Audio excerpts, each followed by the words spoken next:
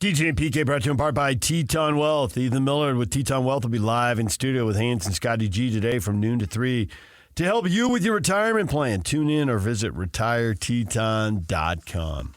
We're joined now by Keith O'Brien, Charlie Hustle, the rise and fall of Pete Rose, and the last glory days of baseball. Keith, good morning. Good morning, guys. How are you? Good.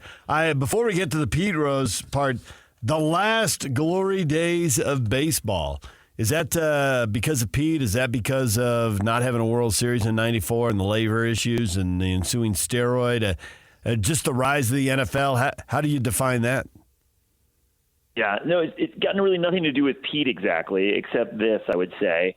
I think, in the last 35 years since Pete has been banned from baseball, we forgot who he really was. We forgot what his scandal really meant. We forgot what baseball used to be. And the fact is, when Pete was banned in 1989, that was a real end of the age of the innocence, really not just for baseball, but for American sports.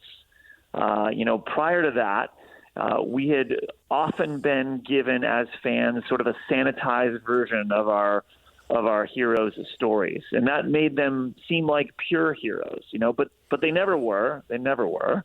And with the fall of Pete Rose, it does feel like everything after that, especially in baseball, has just been one scandal after another. It's the strike, then it's steroids. Even in more recent years, when steroids have been reportedly banned from the game, you've got cheating scandals regarding stealing signs and things like that. Everything is questionable. And more broadly than that, guys, baseball was just different in the 60s, 70s, and 80s when Pete was playing. It was much more a part of American culture and our American consciousness than it is today. I was born and raised in a town called Parsippany in New Jersey. It's about just 25, 30 miles from New York. And so I played Little League ball and made the All-Star team. And we had a little banquet in the off season. And the featured speaker was a guy named Bud Harrelson. So I got to meet Bud and shake his hand. Yeah. I've never been able to just forgive Pete for that dust-up with Bud Harrelson in 1973. And no matter what you say here, Keith, is going to make me forgive him. So there's that. And I just want to get that on the table right off the bat. You're talking about that epic fight during the 1973 playoffs. It's Mets-Reds. The Reds are highly favored to win the series, and yet in Game 3 they aren't. And Rose comes sliding hard into Harrelson. And if you watch the video of that, I mean, you'll see exactly what baseball used to be like. Rose comes into that slide like a runaway train. He throws an elbow as he bounces up. He hits Bud in the face, and it's on. But what's fascinating about that moment is it is probably the most epic postseason brawl Major League Baseball's ever had. Not a single person is ejected from the game. No one is suspended. Rose trots out to left field to start the bottom of the next inning, and he's pelted with trash and beer bottles, and in fact, even a whiskey bottle. The whiskey bottle was mine. The whiskey bottle was mine. I mean, it's a perfect example of just what baseball used to be. It was raw, it was dangerous, it was unpolished.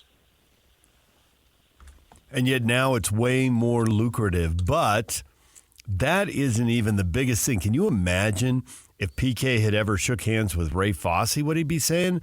In an all-star game, he basically wrecked a guy's career with the game-winning collision at home plate. And now it's ridiculous. The NFL doesn't even have their all-star game. They don't play it anymore. Basketball plays it, and no one can stomach it because there's no competition. And over here, back in the day, he was blowing up Ray Fosse at the plate. Yeah, and that's a great example. And, in recent years, that collision in the 1970 All-Star game has been held up as like proof of like a character flaw in Pete Rose. But the fact is, that night when he plows into to Fosse to win the game, every manager on the field on both sides supports the decision. Future Hall of Famers support Pete's play. Joe Torre, Pete's teammate, and a catcher on the Cardinals at the time, supports the play.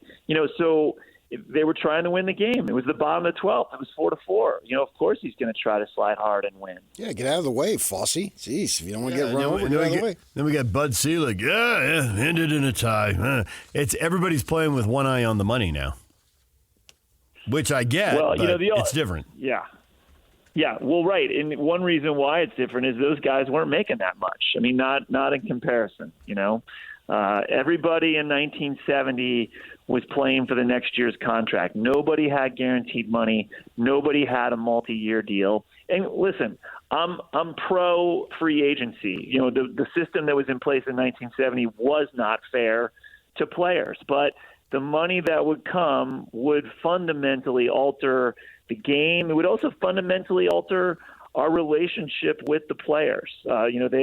They went from, earning a little bit more than the average American to earning, countless times more than the average American. What'd you think of that social media post where somebody, I don't know who it was, but he leans to his left there, and Pete Rose said he wishes he had an interpreter, obviously with the Ohtani thing?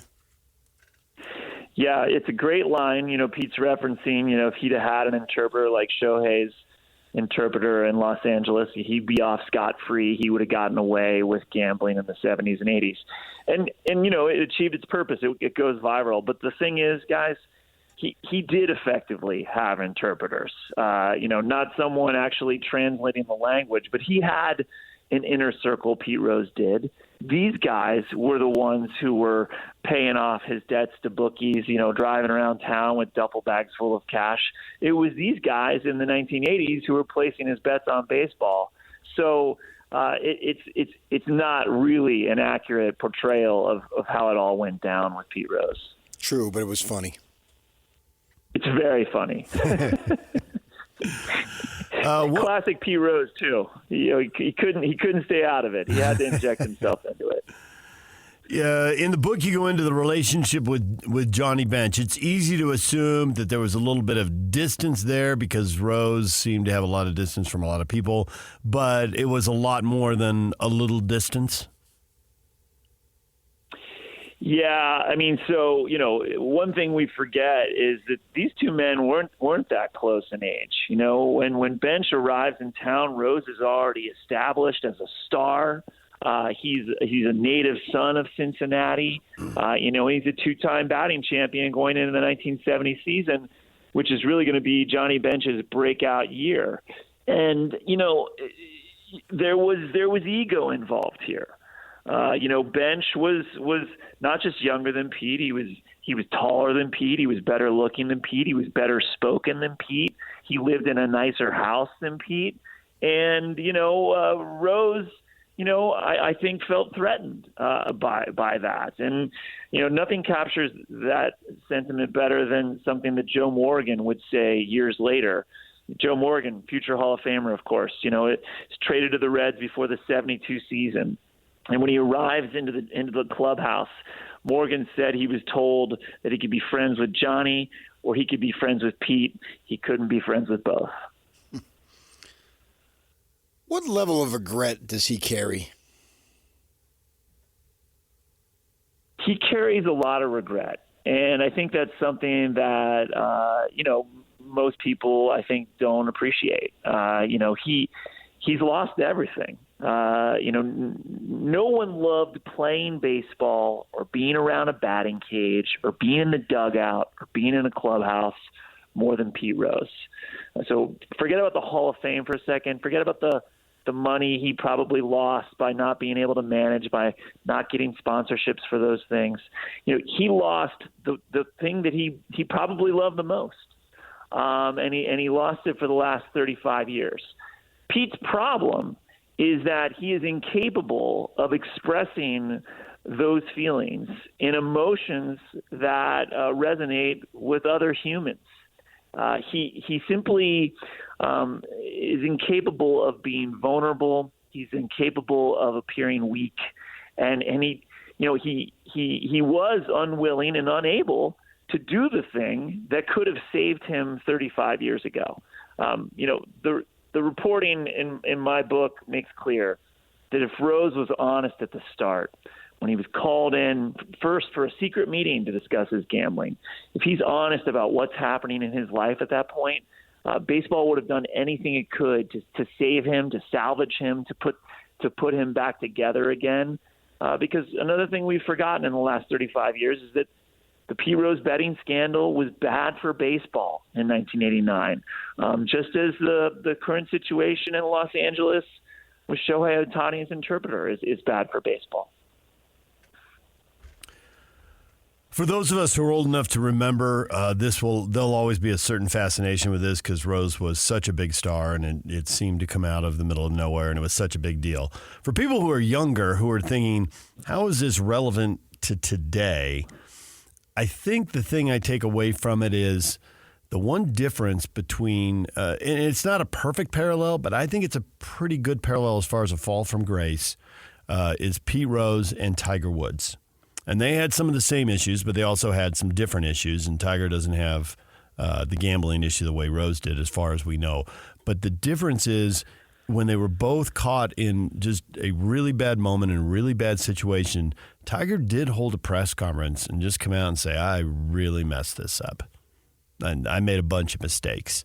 And you look at where Tiger is now, he is beloved by younger players, and he is trusted by them because he's got them out there negotiating this deal with whatever LIV and whatever the PGA tournament is going to come into. And I think what you said about Rose loved the dugout and the clubhouse, well, then I think Tiger loves the practice range and the clubhouse and all that camaraderie.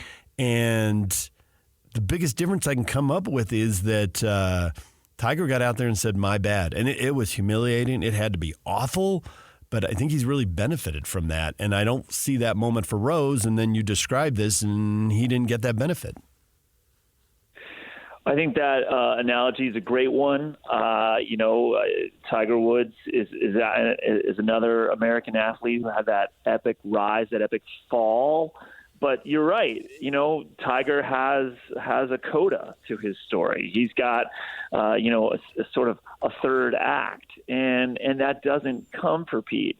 And so I would agree with you. I mean, one thing about the Pete Rose story and my book, Charlie Hustle, is that it is really is a universal human tale, and it's a cautionary one for us all. We all aren't going to be great athletes. We all aren't going to be famous. We all aren't going to be millionaires. But we all make mistakes, and Pete made some grave ones and didn't handle it correctly when he did. I think the other reason why it's relevant, guys, is gambling and our relationship with gambling is completely different now than it was 35 years ago. 35 years ago, most people didn't know someone who gambled on sports or gambled with bookies. Almost everybody knows someone who's gambling on sports now. And it is a very particular kind of addiction. And Pete Rose, the evidence shows, was indeed addicted. Well, the book is out, and you can read more about this. Keith O'Brien with the book Charlie Hustle, The Rise and Fall of Pete Rose and the Last Glory Days of Baseball. Keith, we appreciate the time. Thanks for joining us. Good luck with the book. Hey, thanks for having me, DJ and PK. Appreciate it. Still to come, Steve Cleveland, former BYU and Fresno State coach, is going to join us coming up at 9 o'clock, and we will talk to him about the search for a new Cougar basketball coach. Jazz fans, the season has ended. The dominant emotion now. How you feeling now that it's all over? 82 games in the book. We'll get to your reactions next. Stay with us. This is Jake Scott and Ben Anderson.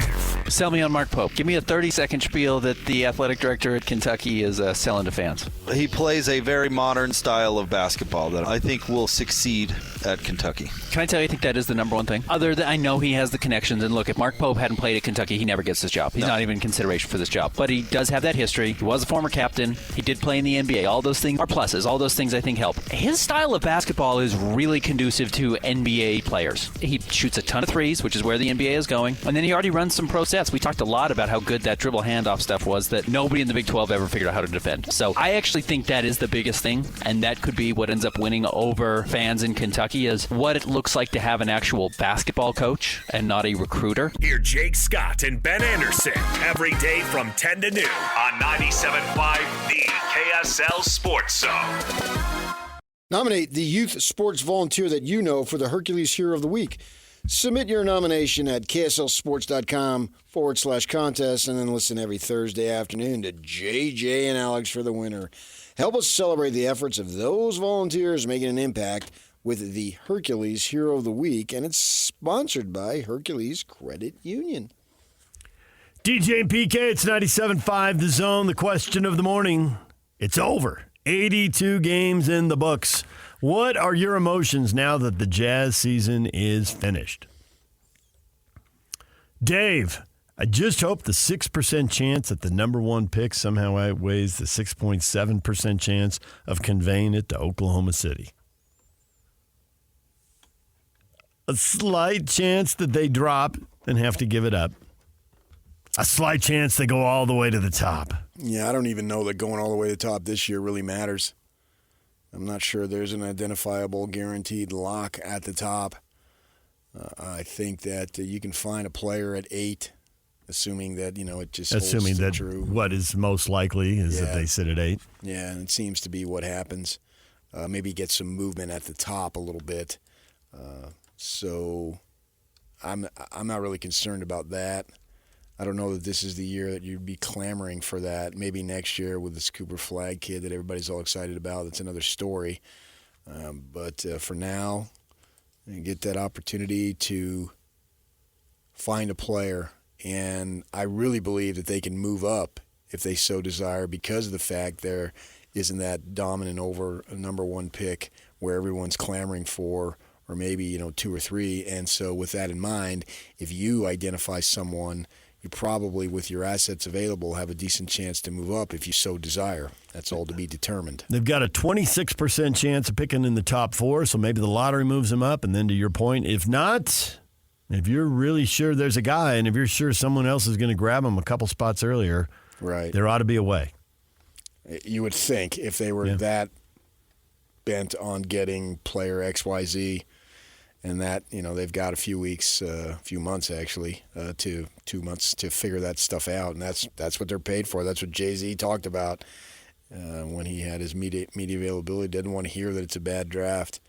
There's players there. There'll be some players, we'll look back in 5 years, whoever they may be, will be decent players.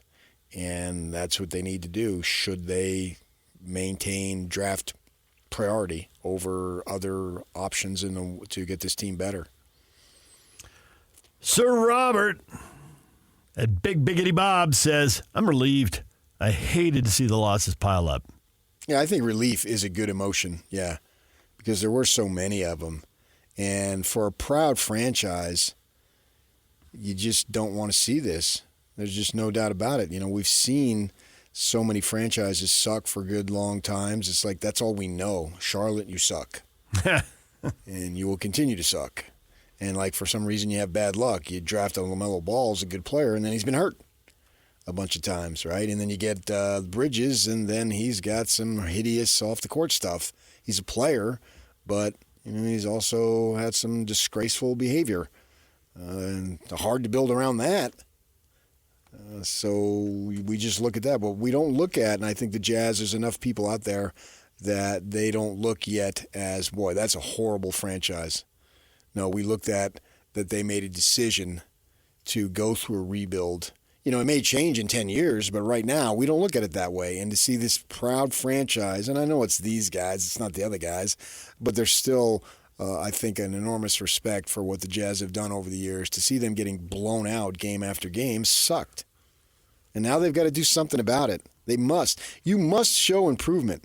You can't go. See, we took from last year, and Locke was right where he said that there would be fewer victories this year than last year. Okay, we can have fewer again? What hurts more, all of the losses or that there was just such a massive lack of competition in so many of the losses. If they win 28 next year and they're a bunch of hard-fought games and they don't finish 5-25 with a bunch of games where they're down 34-17 after one quarter, and you're like, well, I thought it was over before it started, but I know for sure it's over now. I don't think there will be that. If they're hard-fought, then I don't think there will be that many losses. I am trying to thread the needle. I get that. I think they'll go hand in hand and have a few more wins. One thing that seems to happen here is that there's so many teams trying to lose, and now, for the last 30 games of this season, it was the Jazz, and at the end of last year, it was the Jazz. It seems like you can get to 35 or 40 without being a great team. I think so. You just if you're half decent and you're trying, you're going to get a bunch of gimmies along the way. I think you will. I was thinking about that with the Suns. They took so much grief this year for underachieving. They won 49 games. Yeah.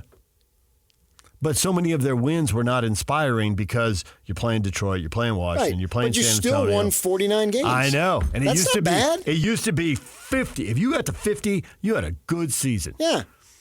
Now, you can argue, well, with their lineup and with Durant near the end, people want 60, so sure, maybe Suns fans but nobody are gets disappointed. 60. Yeah. And well, with sitting as much as they do. That's the other thing. So many of the wins are gifted because people are sitting. Yeah. Sitting so many games. They still got 49. It's not bad. It's not? It's not what they wanted to the level and all that stuff. But sure, the team won 50. It's not what they wanted. And the team won 55 as blah, blah, blah. So you should be able to get a fair amount of wins just by showing up. And they didn't do that. And now we've got to see substantial improvement. I don't expect them to be a playoff team next year. So right now anyway, that could change, obviously. There's plenty of time to go. We're in the first day of the offseason. So it's ridiculous to say what you expect next year. As a composite, maybe some individuals you can go along for expectations.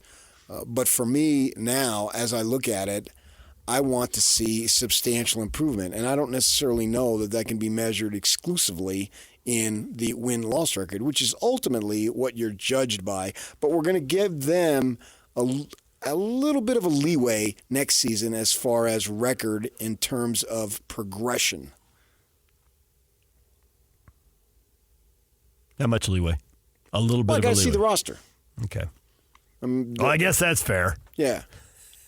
What if they don't bring in any veterans, right, and they just add 3 more draft picks, and they decide, okay, we've seen enough. We're building our franchise around Kenny Lofton Jr. Now you're trying to be funny, aren't you?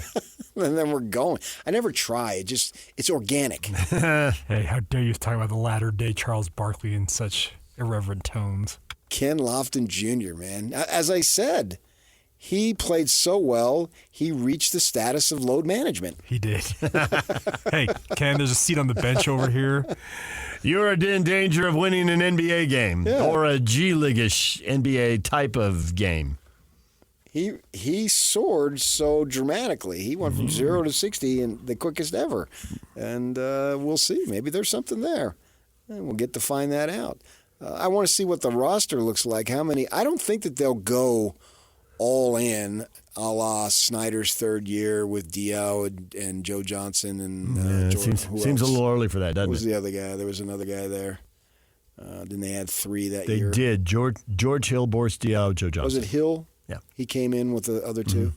Yeah, and so, they were better. They made the team better. The team was ready. I don't think this team is ready. At that point, Hayward had been in the league a number of years. These kids haven't been in the league a number of years. We were coming off a great finish to a season, and the first half had been submarine by injuries, so it was time. And it was the right decision to make at the time, and they did it. I don't think they're at that stage, but I want to see significant development. I don't know that we're going to see significant amount of wins, and maybe I'll change my tune because we've basically got till September to be worried about that. But I want to see significant development. I don't want to see, I'm going to sit you guys because you're not playing hard enough. No, I'm done with that. Stop with the head down jogging and transition defense. Yeah. And I get your rookies and you're beat up and But you're just going to have to be mentally tougher. Right. You got to battle your way through this. So somehow in your third year, you're going to be able to overcome it? No, you establish the habit now. Now. Yeah, and I think we will. I don't. The good thing, if you're looking for bright spots, I don't think this season was a complete waste. Now, I got low bar here. But I don't think that this season was something Hendricks is a top 10 pick, and he got better over the course of the season. There's no question he did. There it is. Yeah. And they brought him along at the pace they brought him along. Is that the right thing to do? I was impatient as much as the next guy and wanted to see it at the Jazz level rather than the G League level. But they made that decision. So be it, and we'll see if it pays off. Because when you're drafting literally a 19-year-old, you're basically looking at, you've got to give him 4 years. Unless you're just the cream of the crop, the elite, but none of these guys are. You rarely have that anyway. That doesn't happen. That doesn't happen every single draft. It's the other way around, that you allow for time. And let's see what he got. Why? I'm not going to put him on Chet Holmgren's level, but why can't he trend in that direction? He's not as tall, I understand that, but athleticism, Holmgren's got athleticism, and Hendricks has athleticism. Hendricks has a ton of athleticism. There's so far for him to go. He is so far away. And at the same time, you can't rule him out doing anything. But how competitive is he? How driven is he? Some of the things that he hasn't even shown at all, we don't know if he can do or not. How well does he handle the ball? But there was progress. And his athleticism just jumps off the screen. I want to see way more. I saw maybe 25%. Yeah. Now I want to see 50%. Ton of athleticism and the catch and shoot three. It looks like you're going to have to respect him out on the 3-point line. You're going to have to go defend him. So it's like you say, that's a low bar, and they're just getting started. And what would he be like in pressure free throw situations? No idea. No idea. No idea. Didn't have any to be in that situation. So you look at that, and that's where you can see, all right, this season wasn't a waste. Now I want to be able to say the same thing next year at a higher level. At some point, you're going to have more wins than you did the prior year to get where you want to go. That's just a fact. Are they there yet? I would love for them to be there, but I'm not going to hold them to that standard until I see the deals that they make. Okay. I'm guessing I probably won't. Here's a question you could put up for tomorrow. We can use this. You ready? What? How low can you set the bar for them and still have it be a step forward? Well, do you want percentage? I mean, what are you looking for? I would say, the thing that occurred to me was it'll be a step forward for them if they are trying to win basketball games in the last third of the season. 82 games, right? So 27 is about a third of the season. You're talking as a team. You're not talking individuals. As a team. The individuals, when they were on the floor, were trying to win. But individuals got traded. Individuals were sat down either for a few minutes within a game or for a game or for stretches of games. Because the club didn't want to win. Is that the right thing to do, though? Because what I would like to see is that the individuals play. Watching Samanic get double the minutes of Hendricks did nothing for me. That's not what you were showing up for. You want to sit in front of the TV and see. Right. Samanic can play, but let's have Hendricks get double the minutes. I mean, he can play at what? Whatever. What? I don't know. Well, somebody had to play. But to your earlier point, the 2025 draft is supposed to be better, and there are guys at the top of the draft, and Cooper Flagg, for people who haven't followed it, I mean, his name's been out there as like, this guy's a game changer. He's the number one pick. Yeah. Teams are going to be dumping games on purpose to maximize their lottery odds. Right. And so the lowest bar I think I can set for the Jazz is, are you going to be trying to win in the last 27 games as an organization? And with that draft out there, I think I don't really care about that. Really? Yeah. I'm not expecting them to be a playoff team next year. What I want is increased development from these three guys, and then whoever they draft, if they draft, I want to see them progress over the course of October to April. And if they get as good as Kenny Lofton Jr., they might have to sit down too. And then if they decide there are 3 or 4 kids in 2025 that could really, really help us. I think the easy thing right now, sitting here not knowing who they are, but from people who follow it closer and reading what they write, there are those kids. Then I'm not really worried about the win total. But I have to have progression from Hendricks, George, and Sensabaugh. I don't want that to be a wasted season. Their progression might mess up the win total. If it does, that's good news, though. DJ and PK, it's 97.5 The Zone. Steve Cleveland, top of the hour on the BYU coaching search. Stay with us. Ladies and gentlemen, may I present... This is JJ and Alex. Greg Wyshynski, who covers the NHL for ESPN. The interesting wrinkle here for Salt Lake City is that Vegas and Seattle obviously both entered this league in the last couple of years and both had the benefit of the expansion draft. And the expansion draft rules were changed for Vegas to the point where both those teams got real good real quick. If you're getting a relocated team, you don't have the same benefit. So it's a little bit of a different situation for Salt Lake City than it was for the Kraken and the Golden Knights. But I still think they're inheriting a team that has some good young players, a lot of draft capital, and more than anything else, a whole lot of cap space heading into next season. Catch JJ and Alex afternoons from 3 to 6. Presented by G2G Bars on 97.5 The KSL Sports Zone. And now, your Rocky Mountain Chevy dealer strong play of the weekend. Scotty Scheffler putter back and in. Scotty, he's done it again. Scotty Scheffler, for the second time in 3 years, is the Masters champion.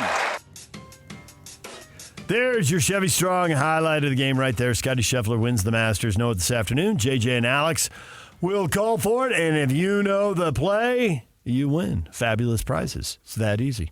I take great pride in discovering him 2 years ago. Cool.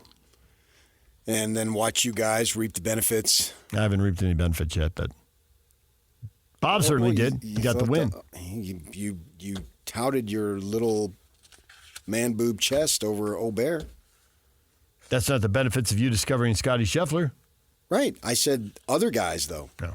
Yes, Bob did. He reaped the benefits. He got the W, baby. And a ton of FedEx points, as he pointed out.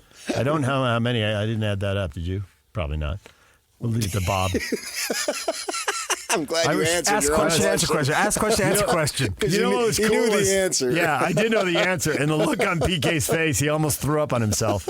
Like, FedEx points. Math. I don't even know what they are and what they mean. And I'm sure there's some place to found them. Tell me about the QB rating.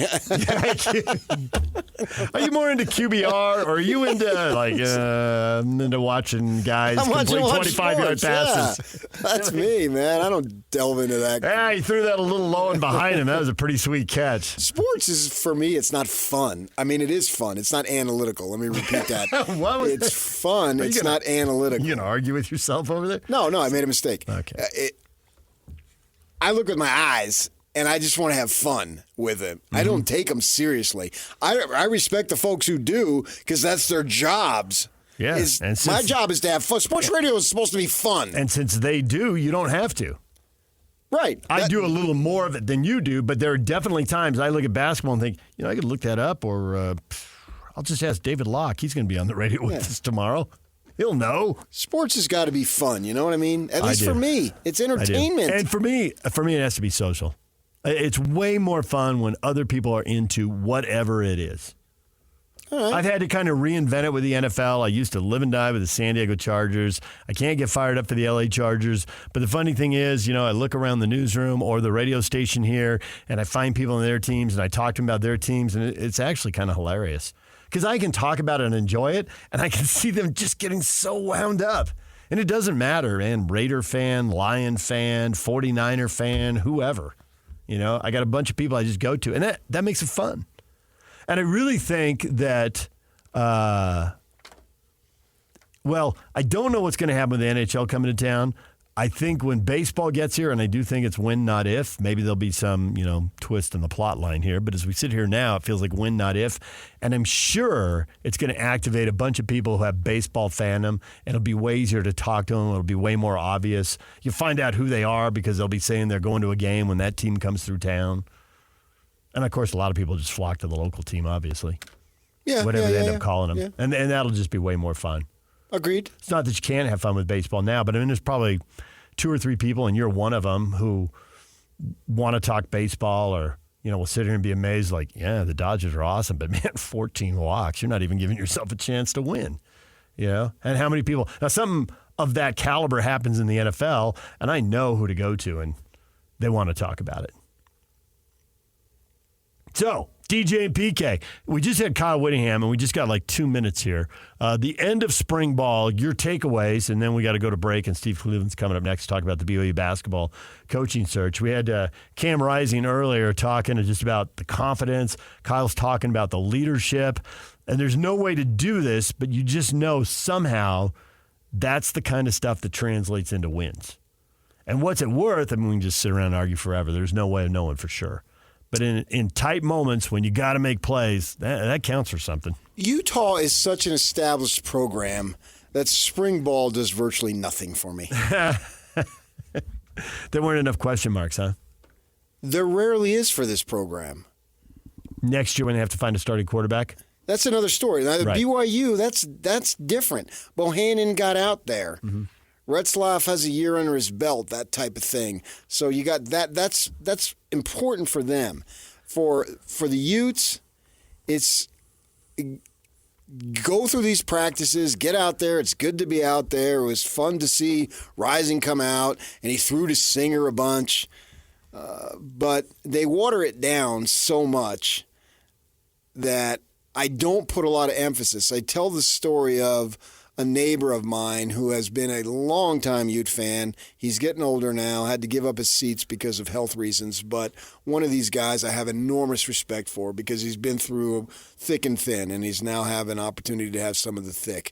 And it was several years ago, and he came to me. He said, oh, man, did you see, and I don't want to say the kid's name to embarrass him, in the spring game. He was awesome as a running back. And he ran for a certain amount of yards. And I told him, I said, he won't run for that amount of yards the entire season. And he didn't. I'm going to protect the running backs. Yeah. I wonder if was Woods that good? That's a kid who's transferring from Idaho? Well, we'll find out. Yeah. But if they...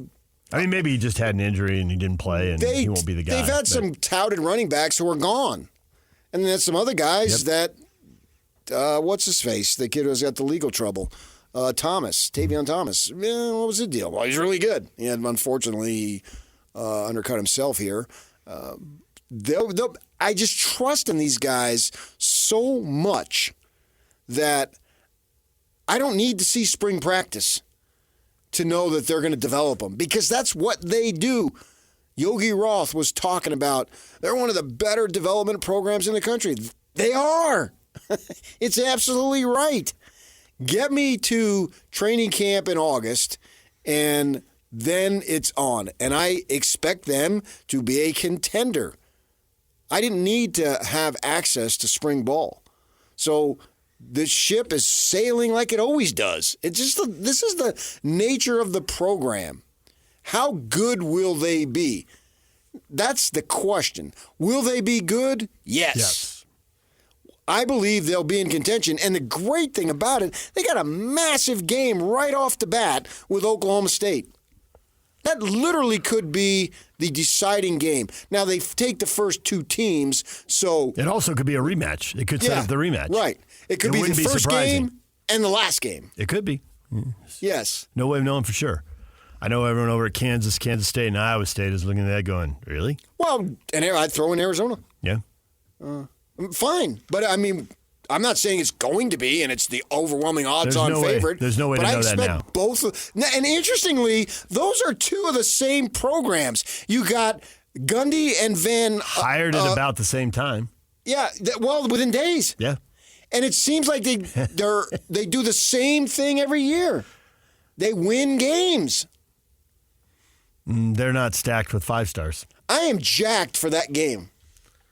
DJ PK, it's 97.5 The Zone. When we come back, Steve Cleveland, former BYU basketball coach. They're looking for another basketball coach. Times have changed. Rules have changed. It's different, and yet some things with BYU never change. What does Steve Cleveland think they should do? What should they be looking for? We'll talk with him next. Stay with us.